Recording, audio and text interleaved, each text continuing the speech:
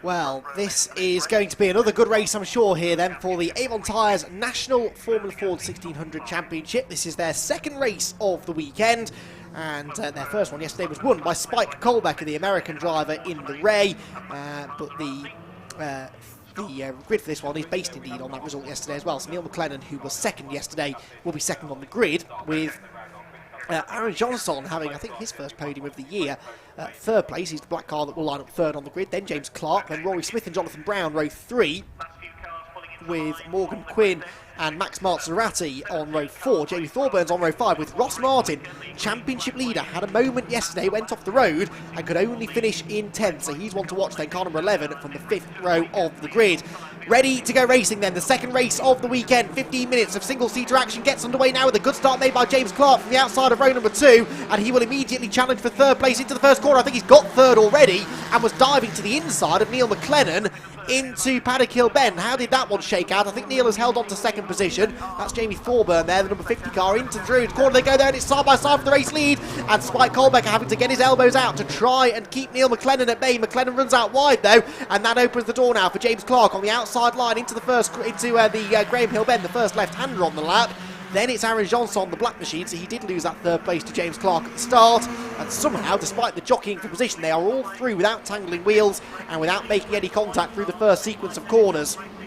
Well, Formula Ford Racing and the Brands Hatch Indy Circuit have a history that goes back into almost to the dawn of motor racing, it would seem. And this Formula Ford 1600 category that has changed so little over the years still produces epic racing, especially, it seems, around this particular circuit. And already we're seeing that with a titanic battle for the lead of the race developing, with Spike Colbecker, yesterday's race winner, hanging on to the lead of the race for now. But Neil McLennan, keen to get on with this here, the Scottish driver, wants to try and get a car between himself and the third place car at the moment of James Clark. James Clark, one of the Cliff Dempsey racing machines. It's Cliff Dempsey first, third and fifth at the moment as well, because into fifth place has come number 45 Rory Smith. In fact, he's still fifth, which is where he started. What of Ross Martin? Well, he's into 7th place now already. So Ross Martin, who was the points leader but scored only 8 points yesterday, whereas his big rival Spike Colbecker was able to take 32 points for a race victory. Jamie Sharp it was with the fastest lap though. Into Paddock Hill Bend then, and round the outside is looking Neil McLennan. Has he managed to make that stick? He won't go right round the outside at Paddock. He's going to try and come back to the inside into Drury's though, and I think he might have done it this time. Neil McLennan going for the lead of the race. Can the door be shut? No, it can't. And Spike Colbecker needs to be careful not to lose more ground now. Through goes McLennan into the race lead. And James Clark, who is 4th in the points and needs to try and get as many points out of this weekend as he can, is with them as well. So the 3 Cliff Dempsey cars together now as well, because Aaron Johnson's been overtaken by Jonathan Brown,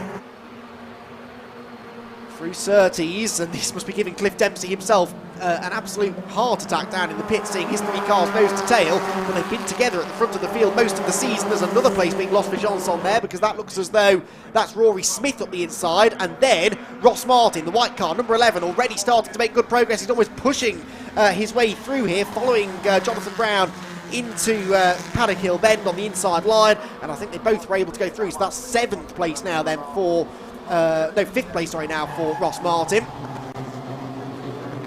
Through Druids again.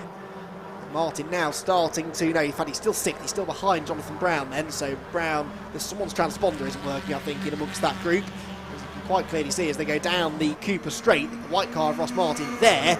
He's still 6th in line, side-by-side action further back as well. That was the 188 of Jason Down trying to get up the inside of Michael McPherson's number 16. McLennan then has the race lead. Spike Colbecker 2nd. So Colbecker, as I said, 32 points scored yesterday means that he took 24 points out of Ross Martin. However, he was some 47 or so behind, so he needs a similar sort of result in this one. And right now, Martin is at least being able to score a few more points. It's going to be side-by-side here for 2nd place. Is it between the Cliff Dempsey teammates? Yes, up the inside goes James Clark. And this is taking more points away from Spike Colbecker here. No, Colbecker hangs on though in the end on the exit of the corner, and Clark now has to defend from the 3rd of the CDR cars of Jonathan Brown behind. And Jonathan Brown is the lowest placed of the 3 Cliff Dempsey machines in the championship, but they're all inside the top 6 in the points, so it's been a really good season for Cliff Dempsey Racing this year. Been a real changing of the guard in Formula Ford 1600 racing in 2019, and now Jonathan Brown does make a move, and that's one of the typical Brands Hatch moves on the inside at clearways, and this could open the floodgates, because not far behind are Ross Martin and Rory Smith. The other way around there, Smith ahead of Ross Martin, as you can see, and so can Jonathan Brown close the door here. He's going to have to be careful, not Jonathan Brown, sorry, James Clark, and he can't, so up the inside goes Smith, and then Ross Martin will try and find a gap on the inside as well. Out of Druids, settles out in the end with the number 11 car of Ross Martin just behind the 45 of Rory Smith. So could have been worse, only 2 place loss there for him. Johnson now right down to the back of this group. So into clearways, this has now allowed McLennan and Colbecker just to pull a slight margin on the rest of the field. It's not a huge gap that they've got there. You can see the 2 of them, and trying to go with them in third, Jonathan Brown. Then it is this battle that's going on between Smith and Clark. Now, interestingly, Smith is still being shown ahead of Clark, which he clearly isn't. So this is, yeah, he clearly isn't. He's behind him. So there's some timing screen glitching going on here again, I think, possibly, although now Ross Martin actually has gone ahead of him, so it has shuffled around again. And Ross Martin, the white machine, number 11, picking up even more places now. Down the Cooper Straight into Surtees. 81 goes through, that's Max Maserati, who's down in 8th position. What of the leaders? Well, the lead gap went down slightly, it's now just 3/10, and you can see it off in the distance. Mike Colbecker doing his best here to try and retaliate against Neil McLennan, who is 3rd in the points as well, so he's very much a championship contender at this stage, Neil McLennan. Jonathan Brown, though, in 3rd, has just set the fastest lap. Then it's Rory Smith, then it's Ross Martin, then it's James Clark. So the timing screen has now caught up, I think. That's probably all out of date already, because it's changing almost by the corner in that little group behind. There was Ross Martin defending from James Clark in his newly acquired 5th position, which he hangs on to. So Martin continues to close in on his big championship rivals now, and this means that the damage that they're doing to his points margin is significantly less. Martin had a good round last time out at Croft. It was his best points haul of the season so far, by a long way actually. Scoring 104 points over the 3 races, which is actually the most points that any one driver has scored over one weekend in 2019. Look at that for a shot, as you can really see the speed these cars carry, and it's side by side almost for the race lead as they turn into the first corner. Despite Colbecker looking for the outside line on the way in to get the run up the inside up the hill, but he's been joined now by Jonathan Brown, so he won't necessarily be afforded that opportunity to take that wide line again, because it will now leave the door inviting the open for the 3rd place man, teammate or not. Brown will try and attack here if he sees half an opportunity, because for sort of 4th on back in the championship, it's all very close as well, so Brown involved in that battle needs to try and take whatever points he can. To clearways, 3 cars for the lead now then. It's the 2 Cliff Dempsey racing machines ganging up now slightly on the Kevin Mills racing car of Neil McLennan. It's actually Ross Martin in the Team Dolan car, the car that won the championship last year in the hands of Owen Murray. Niall Murray, sorry. That is leading the championship at the moment, but he's just lost a place, I think, in the background there. Has he through Paddock Hill Ben? Yes, back through has gone James Clark. So James Clark, of course, taking the position for his own benefit, but it does rather help his teammates as well, particularly his teammate Mike Colbecker in his championship challenge. But Colbecker, the number 5 car, could do with getting the lead away here from Neil McLennan, if at all possible. Down the Cooper Straight then, McLennan leading the way, Colbecker 2nd, Brown 3rd, Rory Smith 4th, and James Clark now back into the top 5, ahead of Ross Martin, with Aaron Johnson in 7th place.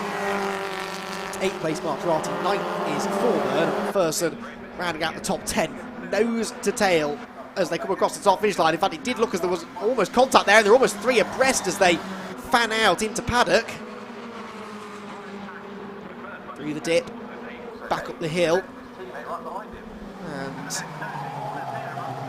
this is turning into one of those typical Brands Hatch Formula Ford 1600 races where you're in a big queue of cars and you're attacking and defending and jockeying for position corner by corner, and they become sort of pressure cooker races almost, where can look as though it's a bit follow the leader, but every opportunity to attack, the drivers are looking for that opportunity and looking to try and take advantage. And if there's one mistake or one overtake or one failed overtake maybe, that can be enough to set off that spark that sets off the explosion of activity. And the more cars we get in this leading gaggle, the bigger that explosion will be.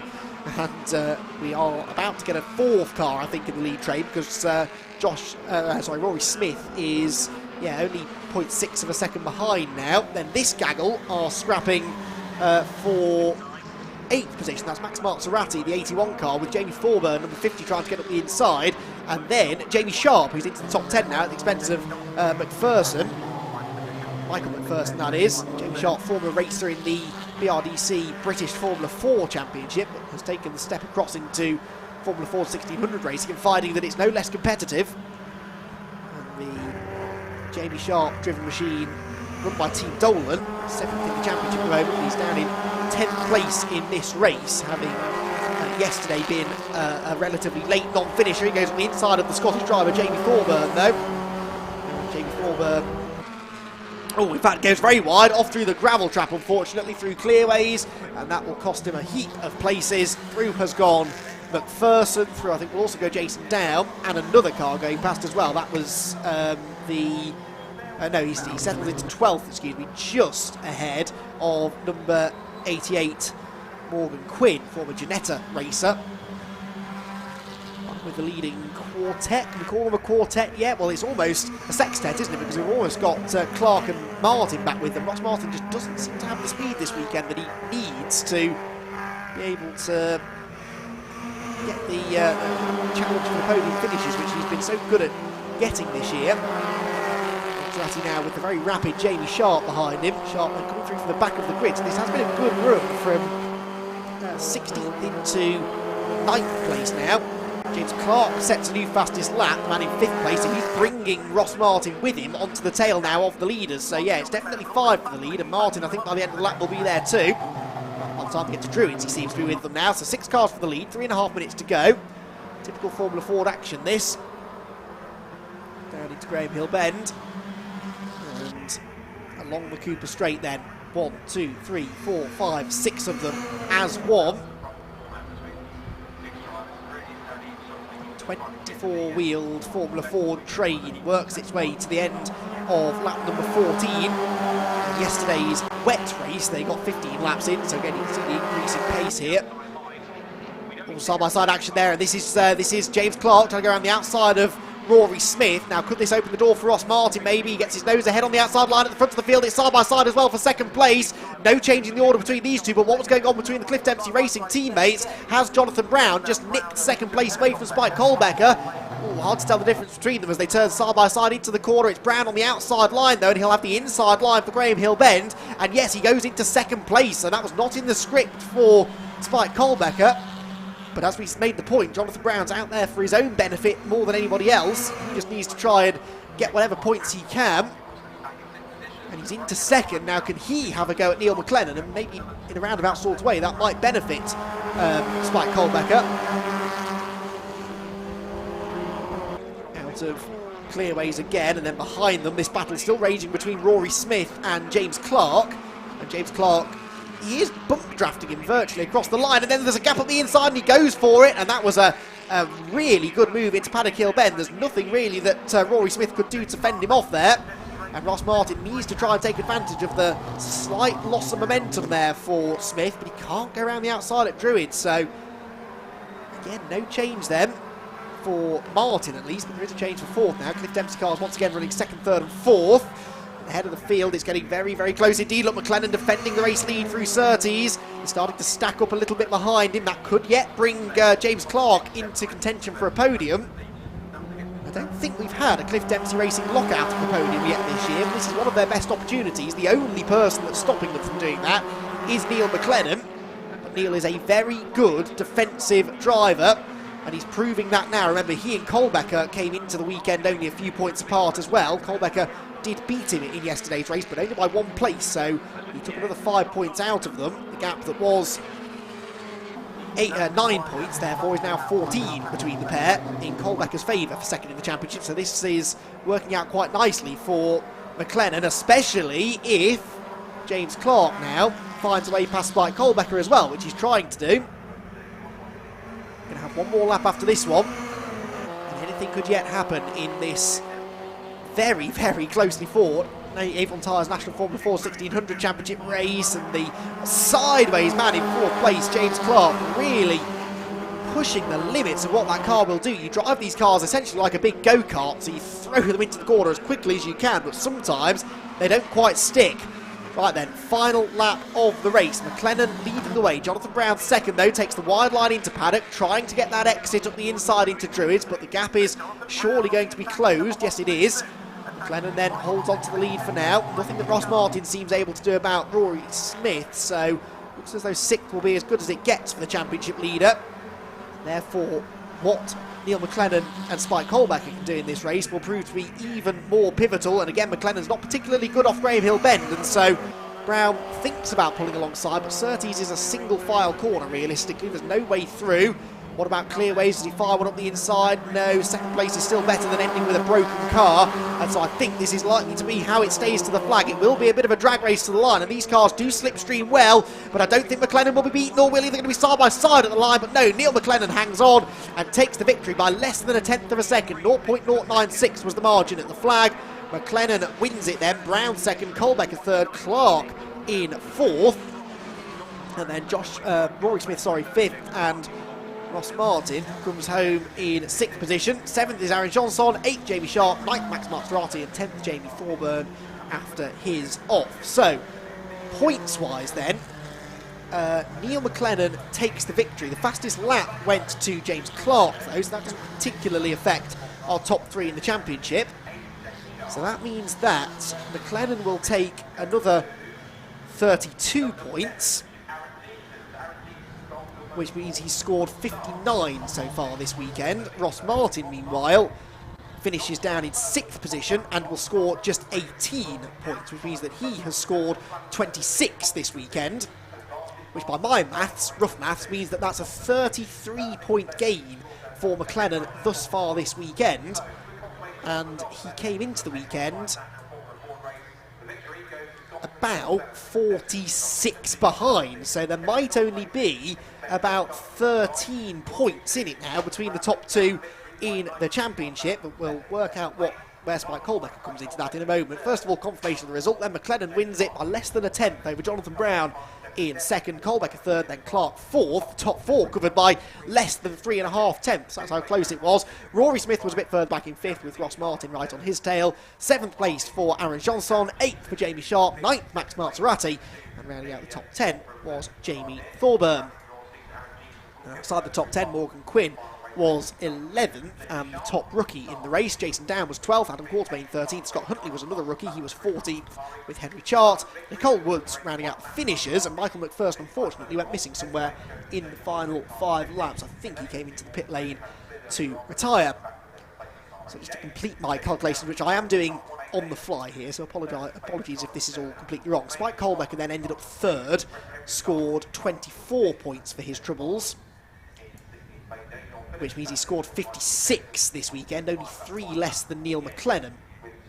So, McLennan then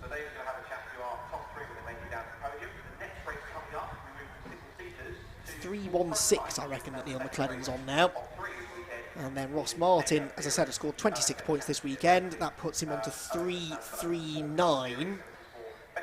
So I think I was right, wasn't I? That's 13 points the difference between those two. And Colbacker, who came into the weekend second on 266 points. 321 he's on now by my reckoning. So he's still second, but only about 5 points ahead of Neil McLennan. But the drop scores may come into play, possibly. I would imagine that yesterday's 10th place finish for Ross Martin may become a drop score, but we'll confirm all of that for you, if we can, later on today. For now, though, let's head down for all of the reaction with Bryn in the pit lane. Well, 17 cars in the grid, and they are always up for putting on a bit of a show for us, aren't they? The amazing little cars you put out there on track. There's no rear wing, no downforce. What's it like at Brands Hatch in the Formula Fords? It was a bit tricky that race. Got a good gap at the start, and then Spike came back onto us. Spike and we tried to work together, but Jonathan caught Spike up when he was third. So yeah, nice race towards the end, but no, enough we managed to keep the win, so not happy. But you seemed like it was quite a calm affair for you, but it was really important that you got the jump on him early on, because then you could then really maintain what you had. Yeah, that's all we wanted to try to do. I wanted to try to get it at the start, but that didn't happen. But no, we were lucky to get Spike going into Druids, and then all I could do then was keep the head down and go. But yeah, no, delighted. Happy the morning's work. Yeah, happy enough. Race winner. Let's go to second place and let's bring him in. Jonathan Brown here, second place for Jonathan, and that was a really hard fought race for you because you had to make up quite a few places to get to your well-earned podium. Yeah, it was a lot of fun. I didn't expect that on the. I knew last night because obviously yesterday wasn't very good for us, and today I said I'm just going to send it and see what happens. And I probably went for moves I probably shouldn't have gone for, but they all stuck, and it was great fun. Very, very close to the race lead as well. I mean, I worked it out as it was less than 1/100th of a second by the end. Yeah, no, we were definitely quicker than them. It's just obviously when you're in a train like that, it's hard to get past the first guy without defending from behind. So, look, we have another race to get him. So hopefully, I don't know how many reverse grids there is, but we'll just send it again. That's all I can do. Good stuff. Well done. Thank you. And let's grab third place Spike then. Spike, that was a tricky one for you because you started on pole. And you really had to kind of have your wits about you for the entire race because even at the end you were being pushed from both directions. Yeah, it was interesting. Real close race. You can't do much about it. Third place is fine for the points, and we still got one more later on, and we still got a few more weekends coming up. So that's nice, and just rack up the points this weekend. And so far, a good weekend. Hopefully, we can pull out with another podium in the third race. Now, are you happy with third? Because I'm detecting a bit of disappointment, maybe. Yeah, I'm a little bit disappointed, but it's sometimes you don't always get the long straw. So we still get another one. So we'll make it happen in the next race. What can you take into the second race of the day for you? What can you learn from this particular race? Everyone's getting a little bit more feisty, so I was demanding my dominance out there, and same as everyone else, and Neil did a good job, and same as my two teammates. It was real close. Can you just tell us what it's like going down Paddock Hill Bend in a Formula Ford car? Because you don't have that rear wing, so you have nothing pushing you onto the circuit itself, and it's a heck of a drop, isn't it, as well? Yeah, it's a huge drop.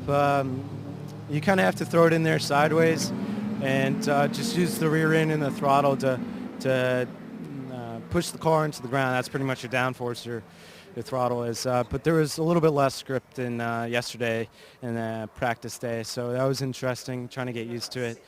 But other than that, it's a really fun turn. Great stuff. Well done, third place. Thank you. There you go. We've had our top three from the Formula Fords. Brilliant racing as always. 17 cars out on grid. That is one of the biggest grids we've had here at Brands Hatch so far.